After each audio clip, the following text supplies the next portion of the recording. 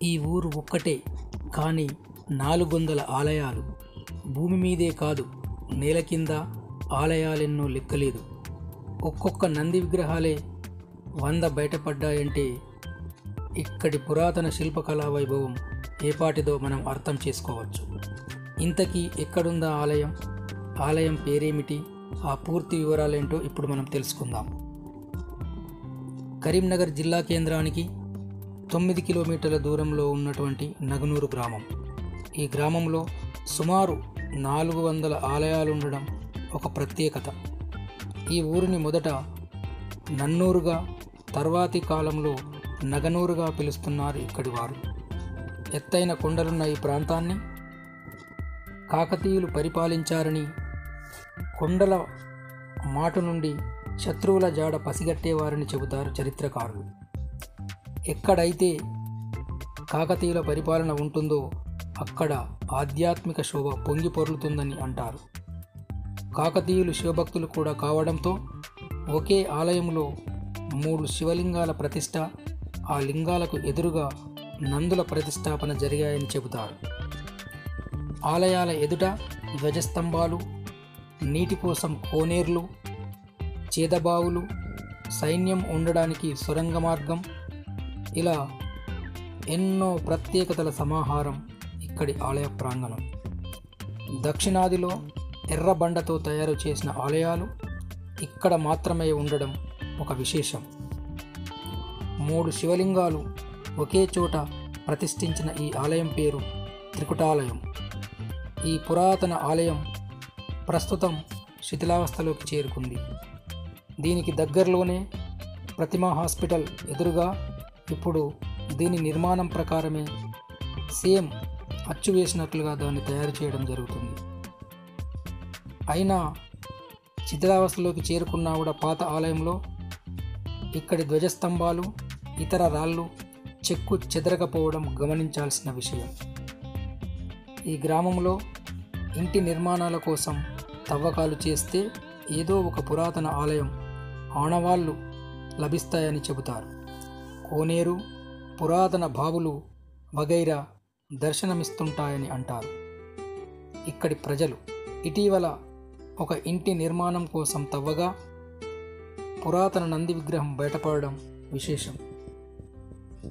ఇదొక్కటే కాదు, ఇలాంటి ఎన్నో పురాతన వస్తువులు ఇక్కడ తరచూ దర్శనమిస్తూనే ఉంటాయి. దీనికంతటికీ కారణమేంటని ఆరా తీయగా తెలిసిందేంటంటే, ఈ ఆలయాల్లో కొన్ని నేల మీదే నిలబడగా మరికొన్ని భూమిలోకి కుంగిపోయాయని అంటుంటారు. అందుకే ఎక్కడ తవ్వినా ఇలాంటి పురాతన ఆనవాళ్ళు వెలుగులోకి వస్తున్నట్టు భావిస్తున్నారు.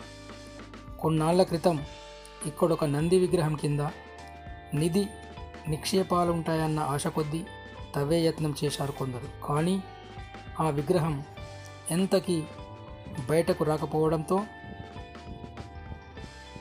వదిలేశారు. దీంతో ఈ విగ్రహం ధ్వంసమైందని చెబుతున్నారు చరిత్రకారులు. ఈ గ్రామం అత్యంత పురాతనమైనది కావడం, అందున ఇలాంటి పురాతన విగ్రహాలు ఉండడంతో గుప్త నిధుల తవ్వకాల ముఠ తరచూ ఇక్కడ తవ్వకాలు చేస్తోంది. దీంతో వీరి బిడద పడలేక పోతున్నామని వాపోతున్నారు ఇక్కడి ప్రజలు. కాగా ఈ ప్రాచీన గ్రామానికింత విశిష్టత ఉంటే ఎవరూ పట్టించుకోవడం లేదని ప్రభుత్వం ఈ గ్రామంపై దృష్టి సారిస్తే ప్రముఖ పర్యాటక ప్రాంతంగా తీర్చిదిద్దవచ్చని ఇక్కడి ప్రజలు సూచిస్తున్నారు. అడుగడుగున ఆలయాలున్న ఊరు రాష్ట్రంలో ఇదొక్కటే. ఈ గ్రామాన్ని ఎలాగైనా సరే అభివృద్ధిలోకి తెస్తే మరో హంపి అవుతుందని ఇక్కడి స్థానికులు అంటున్నారు. నగనూరు గ్రామం అపురూపమైన శిల్పకళా నైపుణ్యానికి నిదర్శనం అని, ఈ పురాతన చరిత్రను ఎలాగైనా సరే భావి తరాలకు అందించాలని ఇక్కడి వారు అభిప్రాయపడుతున్నారు. అలాగే గుప్త నిధుల తవ్వకాలు చేసే ముఠాల నుంచి ఈ ఆలయ గ్రామాన్ని కాపాడి పరిరక్షించుకోవాల్సిన అవసరం ఎంతైనా ఉందంటున్నారు ఇక్కడి స్థానికులు. మరి ఇక్కడి కాకతీయులు నిర్మించినటువంటి ఈ యొక్క ఆలయ విశిష్టత ఎంతో మనకు అద్భుతంగా కనిపిస్తుంది. మనం చూస్తున్నటువంటి ఈ శివలింగాన్ని చూడొచ్చు. ఈ శివలింగం ఎంత అద్భుతంగా మనకు కనిపిస్తుందో, ఇక్కడ 3 శివలింగాల పైన సూర్యకిరణాలు పడే విధంగా ఇక్కడ ఆలయాన్ని నిర్మించడం జరిగింది. మరి ఇంత అద్భుతంగా చిత్రీకరించినటువంటి శిల్ప కళాకారులు, ఈ యొక్క శిల్పకళా సంపద రాష్ట్రంలో ఉన్నటువంటి వారే కాకుండా ఎక్కడి నుంచైనా కూడా కరీంనగర్ జిల్లా కేంద్రం నుండి కేవలం 9 కిలోమీటర్ల దూరంలో ఉన్నటువంటి ఈ ఆలయ ప్రాశస్త్యాన్ని, ఈ శిల్ప సౌందర్యాన్ని మనము చూడవచ్చును. కేవలం కరీంనగర్ జిల్లా కేంద్రానికి మంచిర్యాల వెళ్ళేటువంటి దారిలో 9 కిలోమీటర్ల దూరంలో ప్రతిమా హాస్పిటల్ మెడికల్ కాలేజ్ ఎదురుగా ఉన్నటువంటి రోడ్డు గుండా మనం వెళ్ళి ఈ పురాతన ఆలయాన్ని మనం సందర్శించవచ్చు. గతంలో ఇక్కడ పురాతనమైనటువంటి ఈ ఆలయంలో ఒకప్పుడు సినిమా షూటింగ్లు కూడా జరిగేటివి. మరి ఇంత అద్భుతమైనటువంటి శిల్పకళా సంపద తెలంగాణ ప్రాంతంలో మరెక్కడా లేనటువంటి శిల్పకళా సంపద మనం ఇక్కడ చూస్తున్నాము.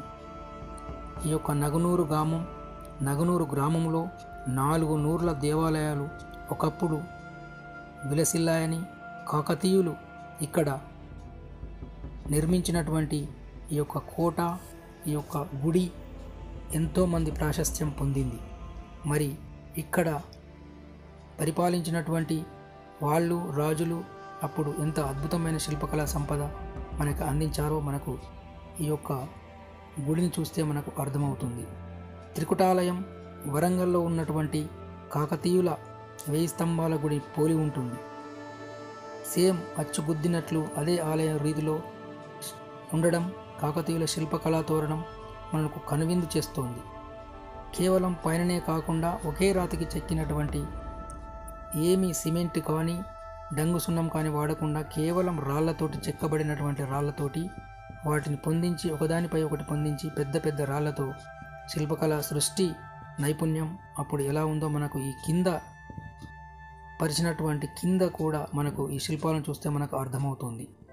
మరి ఇలాంటి అద్భుతమైనటువంటి కట్టడం తెలంగాణ రాష్ట్రంలో కరీంనగర్ జిల్లా కేంద్రం కేవలం 9 కిలోమీటర్ల దూరంలో ఉంది.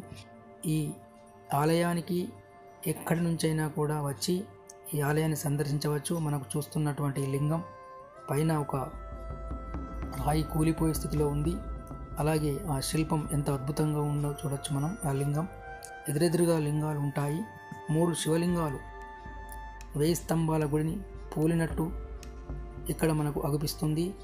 దీన్ని ఆధారం చేసుకొని మెయిన్ రోడ్డుకు దగ్గరలోనే ఈ ఆలయాన్ని పునర్నిర్మించడం జరిగింది.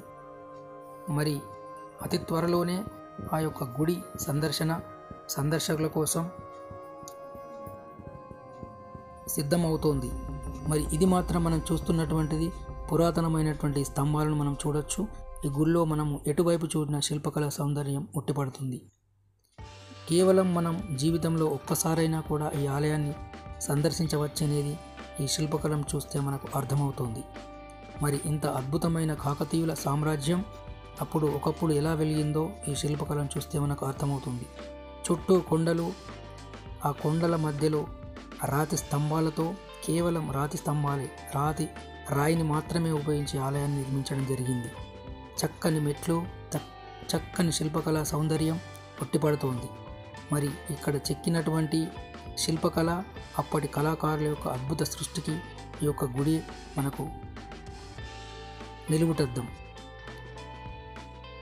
ఎంతో చూడముచ్చటగా ఉన్నటువంటి ఈ యొక్క గుడి ఇప్పుడు ఆదరణకు నోచుకోవడం లేదు. అందుకే ఇది ఎప్పుడు కూలిపోతుందని చెప్పేసి దీనికి దగ్గరలో దీన్ని ఆధారం చేసుకొని ఇదే నమూనాగా అక్కడ గుడిని ఏర్పాటు చేయడం జరిగింది. మరి ఆ యొక్క గుడిని చూసి మనం అందరం తరిద్దాం. ఈ యొక్క చారిత్రక పురాతన శిల్పకళ సంపద మనం చూసి ఆనందిద్దాం.